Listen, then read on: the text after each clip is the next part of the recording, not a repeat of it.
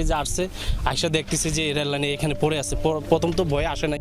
হায়রে জীবন, পারিবারিক কলহের কারণে কত গৃহবধূর যে জীবন হারাচ্ছে তা বলা মুশকিল। তাই বলে সিদ্ধান্ত নিয়ে ট্রেনে ঝাঁপ দিয়ে নিজের জীবন নিজে দিয়ে দিতে হবে, শুনতে অবিশ্বাস্য মনে হলেও বাস্তবে তেমনি একটি মর্মান্তিক ঘটনা ঘটেছে গাজীপুরের টঙ্গীতে। স্থানীয়দের মাধ্যমে খবর নিয়ে জানা গেছে ঢাকাগামী সুবর্ণ এক্সপ্রেস ট্রেনের নিচে কাটা পড়ে মা ছেলের মৃত্যু হয়েছে। দুপুরে উপজেলার তিস্তার গেট এলাকায় এ ঘটনা ঘটে। টঙ্গী রেলওয়ে পুলিশ ফাঁড়ির ইনচার্জ রহিমা আক্তার পরিবারের বরাত দিয়ে জানান, চট্টগ্রাম থেকে ছেড়ে আসা ঢাকাগামী সুবর্ণ এক্সপ্রেস ট্রেনের নিচে কাটা জান্নাত ও ছেলে জুনায়েদের মৃত্যু হয়।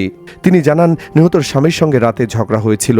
সকালে তাদের বাড়ি থেকে বের করে দেয়। পরে স্বামীর সঙ্গে অভিমান করে সন্তানসহ মা ট্রেনের নিচে ঝাঁপ দিয়ে নিজের জীবন নিজেই শেষ করে দেয় বলে জানান নিহতের পরিবার। জান্নাত লালমনিরহাট জেলার কালীগঞ্জ থানার হাট গ্রামের ইমাম হোসেনের মেয়ে। তারা টঙ্গীর তিস্তার গেট এলাকায় ভাড়া থাকতেন।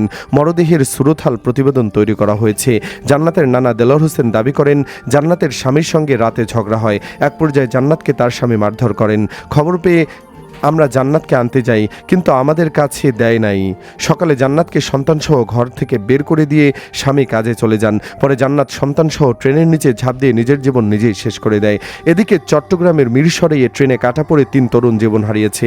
এদের সবার বাড়ি মিরসরাই উপজেলার জোরারগঞ্জের মধ্যম সোনাপাহাড় এলাকায়।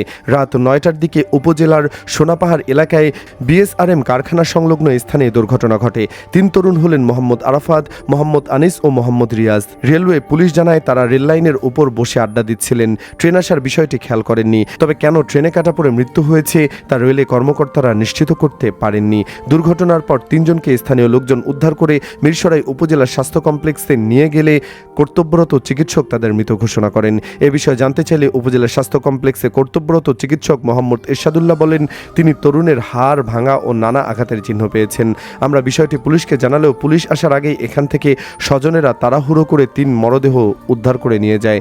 দর্শক, রেল লাইনে বসে আড্ডা দিতে গিয়ে জীবন হারাতে হয়েছে 3 বন্ধুর। এখানে 3 বন্ধুর দোষে তারা নিজেরাই জীবন হারিয়েছে, এমনটি মনে করছে অনেকে। আপনিও তা মনে করে থাকলে কমেন্ট বক্সে হ্যাঁ লিখে জানিয়ে দিন আপনার মূল্যবান মতামত। ভিডিওটি ভালো লাগলে লাইক দিন ও শেয়ার করুন। আর আমাদের চ্যানেলে নতুন হলে অবশ্যই সাবস্ক্রাইব করে পাশেই থাকুন। ধন্যবাদ।